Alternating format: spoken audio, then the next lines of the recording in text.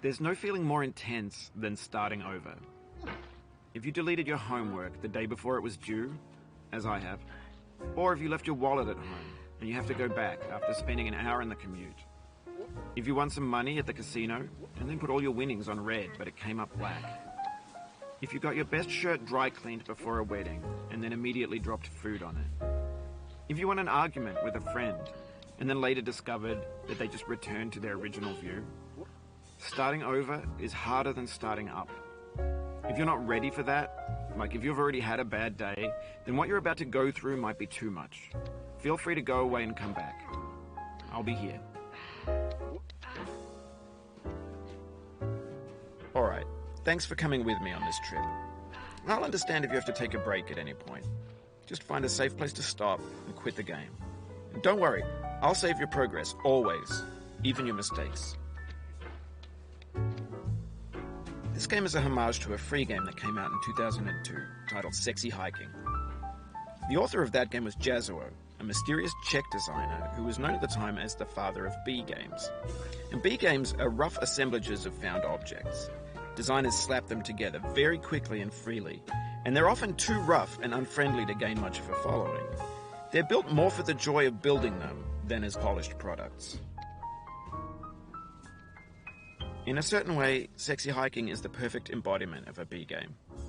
It's built almost entirely out of found and recycled parts, and it's one of the most unusual and unfriendly games of its time. In it, your task is simply to drag yourself up a mountain with a hammer. And that act of climbing, in the digital world or in real life, has certain essential properties that give the game its flavor. No amount of forward progress is guaranteed. Some cliffs are too sheer or too slippery. And the player is constantly, unremittingly in danger of falling and losing everything. Anyway, when you start Sexy Hiking, you're standing next to this dead tree that blocks the way to the entire rest of the game. It might take you an hour to get over that tree, and a lot of people never got past it. You prod and you poke at it, exploring the limits of your reach and your strength, trying to find a way up and over. And there's a sense of truth in that lack of compromise. Most obstacles in video game worlds are fake. You can be completely confident in your ability to get through them once you have the correct method or the correct equipment or just by spending enough time. In that sense, every pixelated obstacle in Sexy Hiking is real. The obstacles in Sexy Hiking are unyielding, and that makes the game uniquely frustrating. But I'm not sure Jazuo intended to make a frustrating game.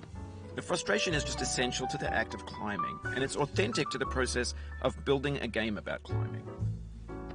A funny thing happened to me as I was building this mountain. I'd have an idea for a new obstacle, and I'd build it, test it, and it would usually turn out to be unreasonably hard. But I couldn't bring myself to make it easier. It already felt like my inability to get past the new obstacle was my fault, as a player rather than as a builder.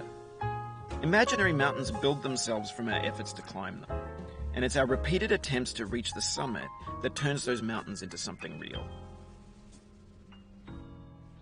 When you're building a video game world, you're building with ideas, and that can be like working with quickset cement.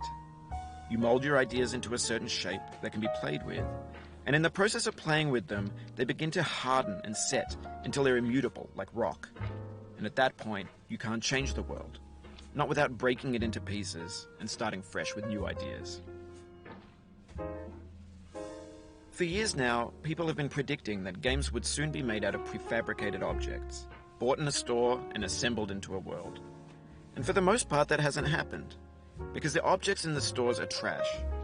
I don't mean they look bad or that they're badly made, although a lot of them are. I mean they're trash in the way that food becomes trash as soon as you put it in the sink. Things are made to be consumed and used in a certain context, and once the moment is gone, they transform into garbage. In the context of technology, those moments pass by in seconds. Over time, we've poured more and more refuse into this vast digital landfill that we call the internet. It now vastly outnumbers and outweighs the things that are fresh and untainted and unused. When everything around us is cultural trash, trash becomes the new medium, the lingua franca of the digital age. And you can build culture out of trash. But only trash culture. B games, B movies, B music, B philosophy. Maybe this is what digital culture is. A monstrous mountain of trash, the ash heap of creativity's fountain. A landfill with everything we ever thought of in it. Grand, infinite, and unsorted. There's 3D models of breakfast, Gen X's fanfic novels, scan magazines, green screen Shia LaBeouf, banned snuff scenes on LiveLeak. Facebook's got lifelike bots with unbranded adverts and candid shots of Kanye and Taylor Swift mashups, car crash epic failed GIFs, Russian dashcam vids, discussions of McRibs, discarded, forgotten, unrecycled, muddled, rotten, untitled. Everything's fresh for about 6 seconds, until some newer thing beckons, and we hit refresh.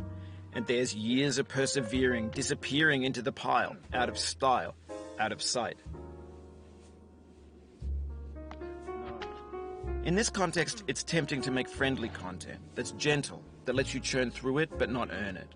Why make something demanding if it just gets piled up in the landfill, filed in with the bland things? When games were new, they wanted a lot from you. Daunting you, taunting you, resetting and delaying you. Players played stoically. Now everyone's turned off by that. They want to burn through it quickly, a quick fix for the fickle, some tricks for the clicks of the feckless. But that's not you, you're an acrobat. You could swallow a baseball bat. Now I know, most likely you're watching this on YouTube or Twitch, while some dude with 10 million views does it for you, like a baby bird being fed chewed up food. That's culture too. But on the off chance that you're playing this, what I'm saying is, trash is disposable, but maybe it doesn't have to be approachable. What's the feeling like?